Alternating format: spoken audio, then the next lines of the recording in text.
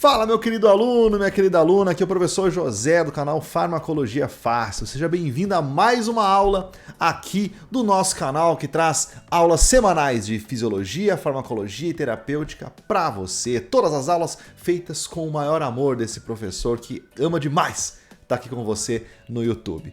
E eu quero te fazer um convite. Se você não é inscrito, já se inscreva no canal, ative as notificações, não esqueça de clicar no sininho das notificações para ser notificado sempre que um vídeo novo for liberado aqui no canal e convidar os colegas, chamar mais pessoas para integrar essa nossa grande família que é o canal Farmacologia Fácil. Muito bem, para a aula de hoje eu trouxe um tema extremamente importante: o mecanismo de ação e os efeitos adversos principais dos fármacos da classe dos opioides. Então, quem são esses medicamentos, qual o mecanismo de ação e o que eles podem causar no nosso organismo? Tudo isso na aula de hoje, então fique até o final.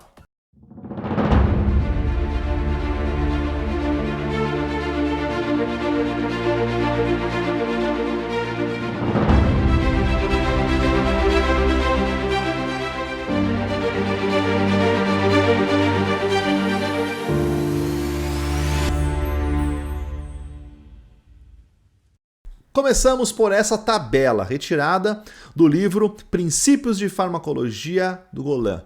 E nessa tabela eu trago então a maioria dos opioides que hoje podem ser utilizados. Então começando ali pelo fármaco mais conhecido da classe, a morfina, mas vamos para a hidromorfona, oximorfona, metadona, petidina, fentanila, sufentanila, alfentanila, remifentanila, são os anestésicos, com propriedades anestésicas muito intensas, levorfanol, codeína, hidrocodona e oxicodona, pentazocina, nalbufina, buprenorfina, que recentemente foi lançada em forma de adesivo, e butorfanol.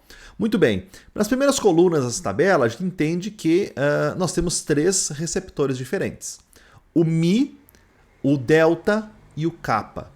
Esses três receptores, eles podem vir a ser ativados pelos opioides, porém com uma diferença muito grande em afinidade, ou seja, capacidade de ativação.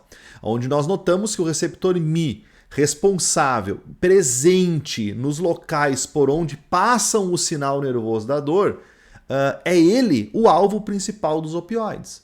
Então nota-se que até a codeína, o principal efeito analgésico dos opioides é exatamente da morfina até o levorfanol é sobre o receptor Mi. E daí a primeira pergunta a gente já tem que tirar de cara. Olha só, nós temos a codeína como um opioide, que tem muito menos afinidade com o receptor Mi.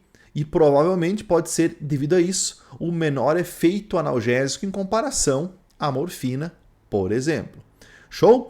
Vamos notar também que a oxicodona ela tem menor efeito sobre o receptor, mas ela pode chegar na dose utilizada nos dias de hoje com um efeito analgésico maior devido a outros mecanismos que envolvem a própria oxicodona. Então aqui nós temos as doses principais, a potência oral e parenteral, a duração da analgesia e a eficácia máxima, sobre o efeito analgésico no organismo. Então a classe dos opioides, ela advém da planta chamada Papaver sonífero. Dessa planta é extraída o ópio. E algumas estruturas que estavam na lista que eu coloquei aqui para vocês, elas vêm da mesma forma com que são utilizadas hoje da própria extração do ópio. Quem são eles? Morfina, tebaína e codeína. Essas três substâncias são chamadas de opiáceos. E esses opiáceos, então, deram origem, tanto em mecanismo quanto em estrutura química, a todos os outros opioides. Diferente de muitas classes, por exemplo, dos corticoides, que todos advêm da mesma molécula com 4 anéis, do pregnano, que é a estrutura também que está no colesterol, nos hormônios esteroidais, ou seja, eles são derivados apenas com leves modificações na molécula. Os opioides não. Os opioides sintéticos, exemplo, fentanilo, o próprio tramadol, que nem estava na tabela antes, são moléculas diferentes, mas que têm a propriedade central que é ligar, ativar ao receptor Mi. Então, os opiáceos são derivados do ópio. E os opioides são todas as moléculas que têm propriedades de ativação, né, agonista do receptor Mi e, consequentemente, podem tratar o organismo frente ao estado doloroso. Então, qual que é o mecanismo de ação dos opioides e opiáceos? Vamos lá.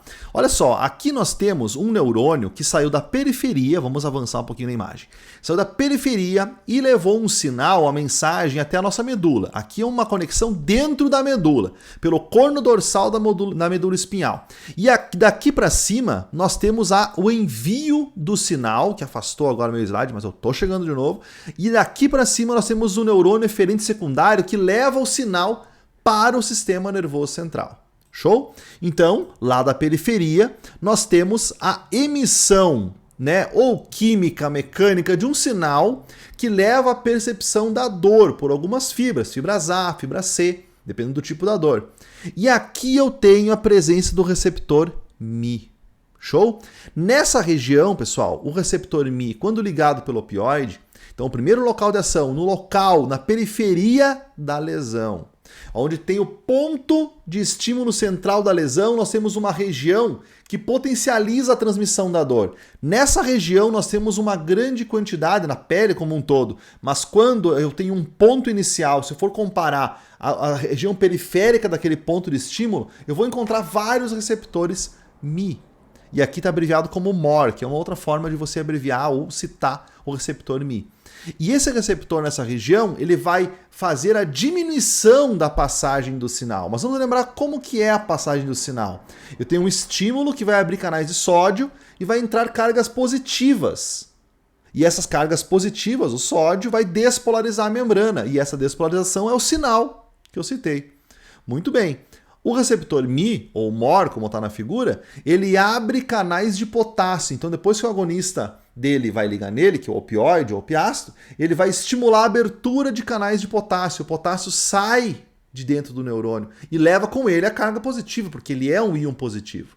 E aí vai diminuir o potencial de transmissão de sinal. Então, começa por aí já o efeito do opioide. Ele é bem sem vergonha. Ele vai lá no local da ação.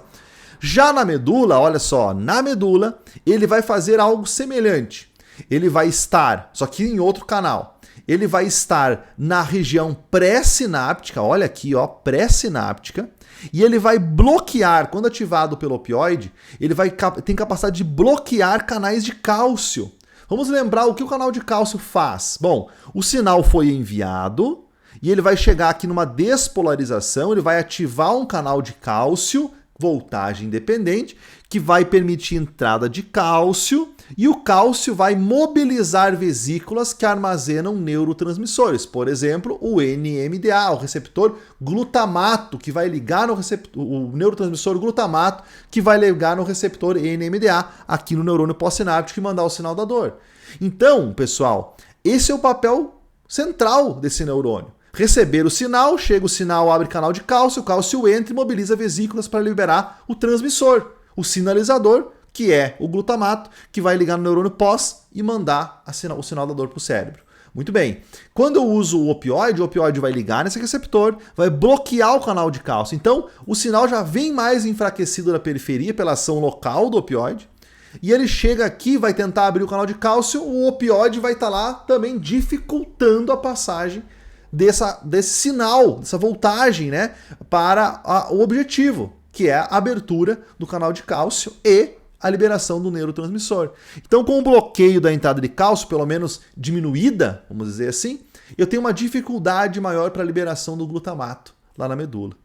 Muito bem, mas um pouco você libera. Então, o glutamato é liberado e ele vai ligar nos receptores dele, principalmente o receptor AMPA, NMDA e kainato, e aí vai começar a resposta positiva, né, a despolarização na membrana do neurônio pós-sináptico, que vai levar o sinal para o cérebro. Mas você que achou, né, que isso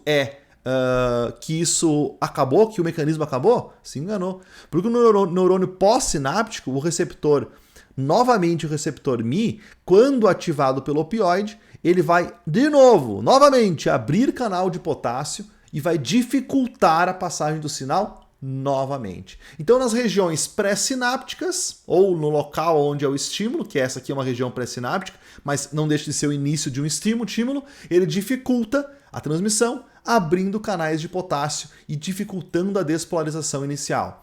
E nas regiões pós-sinápticas, o final da transmissão, ele vai bloquear canais de cálcio, vai bloquear canais de cálcio e vai impedir a liberação das vesículas com o neurotransmissor. Dessa forma, o opioide tem uma ampla atuação na transmissão do sinal. E assim a dor não chega até o sistema nervoso central como chegaria e você não percebe o sinal doloroso. Muito bem, agora vamos citar alguns efeitos adversos interessantes do uso do opioide. Bem, um dos efeitos mais conhecidos é a adição por opiáceos ou adição por opioides, que é a dependência química pelo uso do fármaco. Então, nós temos que entender como funciona esse mecanismo aprofundadamente para conseguir prever esse efeito adverso quando a pessoa utiliza um fármaco dessa classe. Então, no nosso sistema nervoso central, nós temos uma região, um local, chamada de área tegmental ventral, ou região ATV, onde neurônios do GABA, olha só, do GABA, neurônios GABAérgicos, interneurônios, pequenos neurônios, causam a inibição, olha só o neurônio do GABA, causa a inibição de neurônios dopaminérgicos presentes nessa região e que comunicam essa região com outra região chamada de núcleo accumbens, que é um núcleo conhecido como região da recompensa. Então, essa região da área tegmental ventral, ela é extremamente importante para controlar a nossa percepção de recompensa. Então, quando eu ganho uma nota 10, por exemplo, o professor José fez uma prova e tirou 10, ele vai se sentir bem, recompensado. Quando eu estou numa situação prazerosa, eu me sinto recompensado. E essa sensação é química, é a dopamina sendo liberada por esse neurônio azulzinho aqui da área tegmental ventral para o núcleo accumbens, na região da recompensa. Mas eu não posso ter essa sensação o tempo todo, senão eu não vou conseguir diferenciar o que é bom do que é ruim, o que é recompensante do que é frustrante. Então, para isso, eu tenho neurônios inibitórios, que são controlados pelo córtex, nossa região cognitiva, que vão bloquear o neurônio de dopamina para não enviar a sensação da recompensa para o núcleo accumbens a todo momento. O que acontece quando se utiliza um opioide? Ele vai simplesmente atuar em receptores Mi, nesse neurônio, e vocês já sabem o que acontece. Você bloqueia o sinal, diminui o potencial de membrana, e aí eles bloqueiam o GABA, liberando dopamina na região da recompensa. Então esse mecanismo químico no sistema nervoso central é que gera a sensação prazerosa de recompensa pelo uso do fármaco, da classe dos opioides, e pode gerar então essa dependência que é muito prevalente com o uso contínuo do opioide. Além disso, eles vão atuar também nos receptores da medula espinal sacral. Eles vão inibir dessa forma o sistema nervoso parasimpático, que controla então o músculo da bexiga, fazendo um relaxamento do músculo detrusor. O parasimpático tem um papel importante de contração, de dar tonicidade para esse músculo e de conseguir mixar, conseguir urinar, conseguir armazenar por um tempo, distender e depois urinar de maneira funcional. Então, o efeito dos opioides nessa região acaba diminuindo esse reflexo parasimpático, relaxando o músculo detrusor da bexiga, aumentando a capacidade da bexiga e causando retenção urinária. É um efeito muito comum do uso de opioides também.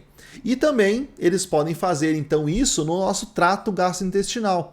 É muito comum você diminuir o peristaltismo e os processos digestivos com o uso de opioides. Por isso que pós-cirúrgico, por exemplo, quando é utilizado, até propriamente dito tramadol, você já tem esse tipo de sintoma apresentado nos pacientes. Então a retenção urinária e a constipação. Além disso, eles também agem na região inibitória do centro respiratório bulbar, ou seja, numa região que controla a nossa frequência respiratória. Isso é muito dependente da idade, se a pessoa já utiliza outros medicamentos sedativos e hipnóticos, como os benzodiazepínicos, as próprias funções básicas do organismo, como função renal, função respiratória, a dose também vai influenciar, muitas coisas influenciam, mas o opioide pode causar uma depressão bulbar muito intensa, uma depressão respiratória muito intensa, e assim a pessoa pode entrar em uma parada respiratória. Esse efeito normalmente é o que leva o paciente que já faz uso há um bom tempo de opioides, até pode estar dependente do uso do fármaco, à emergência. É um dos fatores mais graves do uso contínuo ou intenso dos opioides. Além desses efeitos adversos, então, como depressão respiratória, constipação e retenção urinária, os pacientes que utilizam os fármacos da classe dos opioides podem ter, então, sedação, pelo efeito central que o opioide também desempenha, náusea e vômito, e, claro, não podemos deixar de reforçar novamente o potencial de adição que essa classe apresenta e pode gerar no paciente. E aí, você sabia todas essas características da classe dos opioides? E tem muito mais, pessoal, muito mais para explicar para vocês, que eu explico para os meus alunos da plataforma Farmacologia Aplicada R2A, que eu deixo o link aqui embaixo desse vídeo, e que tem mais de 5.000 alunos estudando farmacologia desse jeito, descontraído, alegre, fácil, como o nome já diz, e que consegue aplicar na prática, no dia a dia, todos os dias, a farmacologia, a fisiologia, a terapêutica com grande facilidade. Então, se você quiser também ser aluno da plataforma, clique no link aqui embaixo. E no mais, se você tiver mais alguma ideia de aula e até se você quer que eu fale mais sobre cada um dos medicamentos da classe dos opioides, deixa aqui nos comentários, se inscreve no canal, ativa as notificações e bora para a próxima aula semana que vem, ou daqui 3 dias, ou daqui 2 dias, não sei, você tem que estar inscrito para saber. Tchau, tchau!